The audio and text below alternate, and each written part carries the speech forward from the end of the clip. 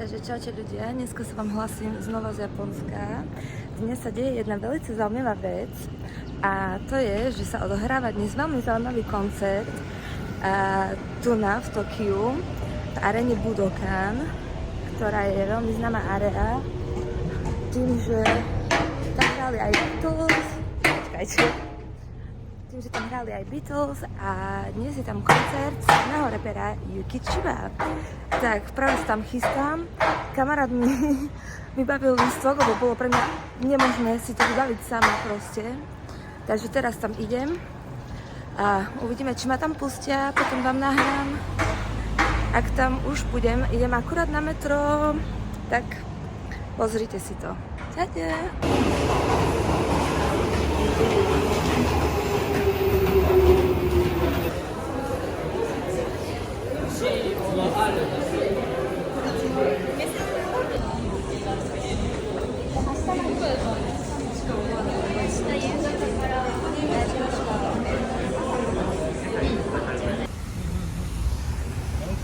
Tak to tu vyzerá záhradka a s tým mostom zajde do tej haly Budokan.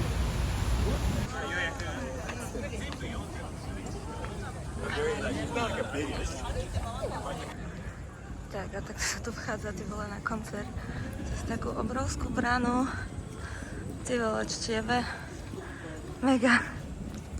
No a tu predávajú už merchandising.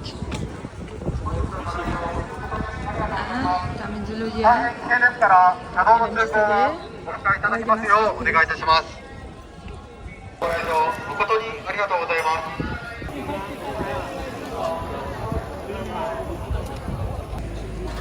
No, takže čaute, už som tu napred Budokanom a kúpila som si pivečko. Teraz hľadám, čo sa tu kde vchádza a idem pomaly ku vchodu, tam sú merchandise, všetko som vám to nahrala a hľadám smoking areu, ale vyzerá to tak, že to tu nie je.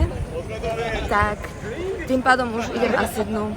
A všetci tu na takto stoja, pijú pivečka a čakajú pekne. A o chvíľu sa to začína. Tu typek rozpráva, čo sa deje. A tak toto tu asi vyzerá. Určite sa to tak dekúri. Neverím, že to tí hiphopery nikde dekúria. Idem to nájsť. Dávajú aj energetiačiky. Dobre, listok už mám a idem zakúriť. Normálne kontrola žiadna, proste rovno ideš, ani kabelku ti neprezrú. Toto je rada na fajčenie, hej. Ešte len čakáme v rade zatiaľ. Ľudia, tak toto je sranda. Pozrite sa, tu sme vonku všade. Iba v tom malom kutičku sa korí a stojí tam typek a nás kontroluje, že jak máme ísť krásne koriť a to načakáme.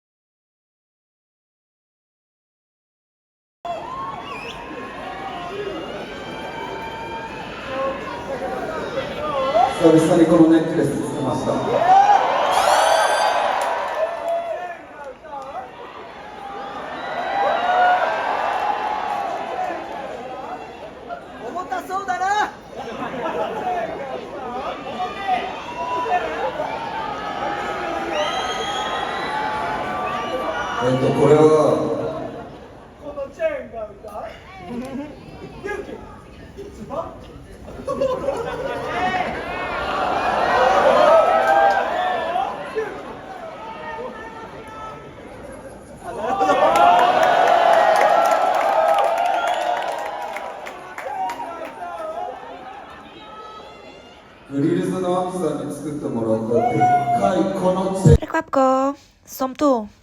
Ľudia, spýtala som sa chatu GPT, či môžem natáčať na koncerte v Japonsku. Nemôžete natáčať interpretov ani postovať veľmi videá, tak radšej to takto zakryjem a chcem vám len ukázať, aby ste mali nejakú predstavu, ako to tam vyzeralo. Pódium bola vlastne taká hviezda a tam vystupovali všetci spolu, aj tú pesničku Týmto Modači, čo poznáte, že je možno taká známa. Čiže boli tam hostia ako Yellowbugs, Watson, Gin Dog a ďalší. No a ako prvý DJ vystúpil Murda Beats, to možno, že poznáte, je známy. Vo veľa pesničkách, vlastne na začiatku je také Murder on a Beat, so it's not nice, tak to bol on. tiež tam vystúpil.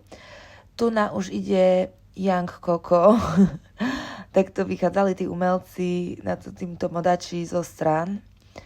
Takže fajne bolo. Ľudia, a už je po koncerte. Všetci odchádzajú. Bol to dzivý koncert, takže všetci idú ešte na merch. Chcela som dať čo z merču, ale nechce sa mi čakať tú radu na merch. Chcela som to tričko, čo je tam Yuki taký vydiamantikovaný. Ale asi to nedá dneska. Ideme sa. Počkaj, potom na bicykli, jak šalený ide. No, fasa bolo. Všetci idú teraz šikať, idem tu aj ja sa šiknúť jednu. A asi tu budú kuriť, tak asi idem tiež si tu zakuriť jednu. A potom ešte, no je 9 hodín, ešte by som takam šla. Uvidíme, že kto sa mi prihovorí. No, koncert sa skončil, chcem vám ešte k tomu toľko povedať, že bolo to strašne fasa, všetko bolo po piči. Oproti európskym koncertom, akože ja som vôbec nečakala, že s pivom tam idem vnúka. Proste nikto nič nekontroloval, ani ti kabelku neprezreli v obrovskej hale. Nula proste kontroly. Všetko som tam išla s pivom zvonku a proste vnúka sa dalo kúpiť pivo za 500 jenov, čo je nič oproti tomu, vieš, že zazdiera činy v Európe. Takže som bola dosť prekvapená, som myslela, že pivo tam bude trojnásobne drahšie, ale bolo strašne v pohode to všetko. Skoro zatvorili bar, hej, a to už mi napovedalo tak, že koncert sa bude končiť. On zahral proste, prvý set zahral proste, že mega pecky, tie známe pesničky, a druhý set hral také pomalšie veci, čo aj spieval.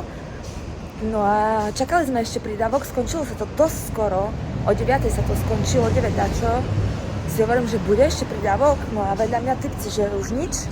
Potom zasvietili svetla, už bol koniec, som bola trocha v šoku. Takže nebol prídavok, trocha sklamanie, ale ináč po piči.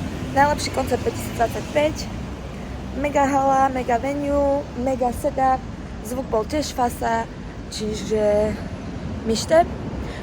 Tak ak sa vám video páčilo, dajte mi lajčík, subscribečík poprosím. A ja som teraz na kane, idem na afterku, možno vám dačo nahrám aj z afterky, ale pravdepodobne nie. Neviem, uvidíme. Tak ďakujem vám za pozornosť a subscribnite sa. Vidíme sa pri ďalšom vlogu, čaute.